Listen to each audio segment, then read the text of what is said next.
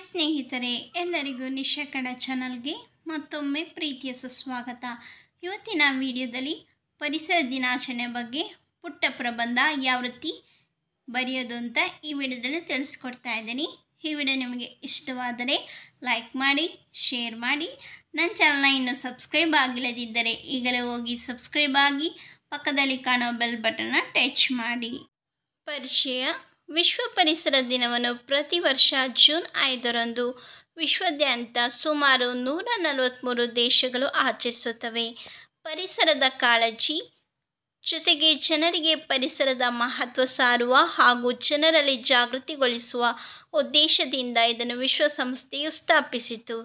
1974ರಿಂದ ಪ್ರತಿ ವರ್ಷ ವಿಶ್ವ ಪರಿಸರ ದಿನವನ್ನು ನಿರ್ದಿಷ್ಟ ಥೀಮ್ನೊಂದಿಗೆ ಆಚರಿಸುತ್ತಾ ಬಂದಿದೆ. ವಿಶ್ವ ಪರಿಸರ ದಿನಾಚರಣೆಯ ಜಾಗತಿಕ ಆಚರಣೆಯನ್ನು ನಿಯಂತ್ರಿಸುವ ಮುಖ್ಯ ಸಂಸ್ಥೆ ವಿಶ್ವಸಂಸ್ಥೆ. ವಿಶ್ವ ಪರಿಸರ ದಿನವನ್ನು ಏಕೆ ಆಚರಿಸಲಾಗುತ್ತದೆ? ಪರಿಸರವು ಪ್ರತಿಯೊಂದು ಜೀವರಾಶಿಗೆ ಅತ್ಯಂತ ಅಮೂಲ್ಯ ಕೊಡುಗೆಯಾಗಿದೆ. ಪರಿಸರದಲ್ಲಿನ ಗಾಳಿ, ನೀರು, ಮಣ್ಣು, ಮರಗಳು, ಕಾಡುಗಳು, ಸಾಗರಗಳು ಇತ್ಯಾದಿಗಳು ಎಂದೆಂದಿಗೂ ಉಳಿಯುವುದು ಬಹಳ ಮುಖ್ಯ. ನಾವು ಅವಲಂಬಿತರಾಗಿರುವ ಈ ಪರಿಸರ ಯುಗಯುಗಗಳವರೆಗೂ ಹೀಗೆಯೂ ಉಳಿಯಬೇಕಿದೆ. ಬೇಸರವೆಂದರೆ ನಾವು ಮಾಡುತ್ತಿರುವ ಅರಣ್ಯನಾಶ, ಗಣಿಗಾರಿಕೆ, ಕೈಗಾರಿಕೀಕರಣ ಸೇರಿದಂತೆ ಹಲವಾರು ಮಾನವ ಚಟುವಟಿಕೆಗಳಿಂದ ಪರಿಸರವು ಇಂದು ಹಾನಿಗೊಳಗಾಗುತ್ತಿದೆ. ಪರಿಸರದೊಂದಿಗೆ ಮಾನವನ ಹಸ್ತಕ್ಷೇಪದಿಂದಾಗಿ ಈ ಹಾನಿಯನ್ನು ಕಡಿಮೆ ಮಾಡುವುದು ಮತ್ತು ಪರಿಸರ ಸಂರಕ್ಷಣೆಯ ಬಗ್ಗೆ ಜಾಗೃತಿ ಮೂಡಿಸಲು ವಿಶ್ವಸಂಸ್ಥೆಯು ವಿಶ್ವ ಪರಿಸರ ದಿನವನ್ನು ಆಚರಿಸುವ ಯೋಚನೆಯೊಂದಿಗೆ ಬಂದಿತು. ವಿಶ್ವ ಪರಿಸರ ದಿನಾಚರಣೆಯಲ್ಲಿ ನೀವು ಭಾಗವಹಿಸಲು ಹಲವಾರು ಮಾರ್ಗಗಳಿವೆ.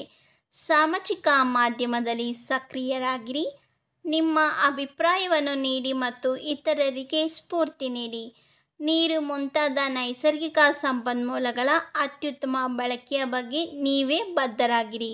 ಕಡಿಮೆ ವಿದ್ಯುತ್ ಬಳಸಿ ಮತ್ತು ಪಳೆಯುಳಿಕೆ ಇಂಧನ, ಪೆಟ್ರೋಲಿಯಂ ಇತ್ಯಾದಿಗಳನ್ನು ಸುಡುವುದನ್ನು ತಪ್ಪಿಸಿ.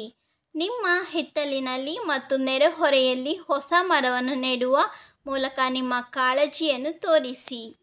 ಈ ದಿನದ ಪ್ರಾಥಮಿಕ ಉದ್ದೇಶವೆಂದರೆ ಜಗತ್ತಿನ ಎಲ್ಲ ಜನರನ್ನು ಒಟ್ಟುಗೂಡಿಸುವುದು ಮತ್ತು ಪರಿಸರ ಶೋಷಣೆಯಿಂದಾಗಿ ನಾವು ಎದುರಿಸುತ್ತಿರುವ ಹವಾಮಾನ ಬದಲಾವಣೆಗಳ ಬಗ್ಗೆ ಅವರಿಗೆ ಅರಿವು ಮೂಡಿಸುವುದು.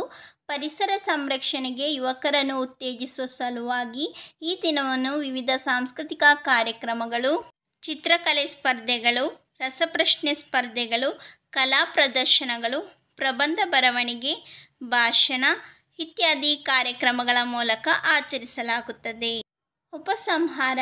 ಮಾಲಿನ್ಯ ಅಥವಾ ನೈಸರ್ಗಿಕ ಸಂಪನ್ಮೂಲಗಳ ಕೊರತೆಯಿಂದ ಮುಕ್ತವಾದ ನೈಸರ್ಗಿಕ ಮತ್ತು ಸುಂದರವಾದ ಜಗತ್ತನ್ನು ಸೃಷ್ಟಿಸುವುದು ವಿಶ್ವ ಪರಿಸರ ದಿನದ ಸಂಪೂರ್ಣ ಆಲೋಚನೆ. ಮನುಷ್ಯ ಯಾವಾಗಲೂ ತನ್ನ ಚಟುವಟಿಕೆಗಳ ಬಗ್ಗೆ ಜಾಗೃತನಾಗಿರಬೇಕು ಮತ್ತು ನಮ್ಮ ಸುತ್ತಮುತ್ತಲಿನ ಪ್ರದೇಶಗಳನ್ನು ಸ್ವಚ್ಛವಾಗಿ ಮತ್ತು ಆರೋಗ್ಯವಾಗಿಡಲು ಪ್ರಯತ್ನಿಸಬೇಕು. ನೈಸರ್ಗಿಕ ಸಂಪನ್ಮೂಲಗಳನ್ನು ರಕ್ಷಿಸಬೇಕು ಮತ್ತು ಅವುಗಳನ್ನು ಸಮರ್ಥ ಹಾಗೂ ಎಚ್ಚರಿಕೆಯಿಂದ ಬಳಸಿಕೊಳ್ಳಬೇಕು. ಪ್ಲಾಸ್ಟಿಕ್ ಅನ್ನು ನಿಷೇಧಿಸುವುದು ಮತ್ತು ಅದನ್ನು ಮರುಬಳಕೆ ಮಾಡುವುದು, ನೀರನ್ನು ಉಳಿಸುವುದು, ಹೆಚ್ಚು ಗಿಡಗಳನ್ನು ನೆಡುವುದು, ವನ್ಯಜೀವಿಗಳು ಮತ್ತು ಪ್ರಾಣಿಗಳನ್ನು ಉಳಿಸುವುದು ಇವೆಲ್ಲ ನಮ್ಮನ್ನು ಉತ್ತಮ ಪರಿಸರಕ್ಕೆ ಕರೆದೊಯ್ಯುವ ಕೆಲವು ಹಂತಗಳಾಗಿವೆ.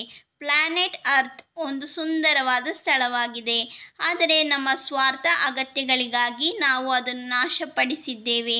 ಅದು ಮಾಲಿನ್ಯ, ನೀರಿನ ಕೊರತೆ, ಅಶುದ್ಧತೆ ಇತ್ಯಾದಿಗಳಿಗೆ ಕಾರಣವಾಗಿದೆ.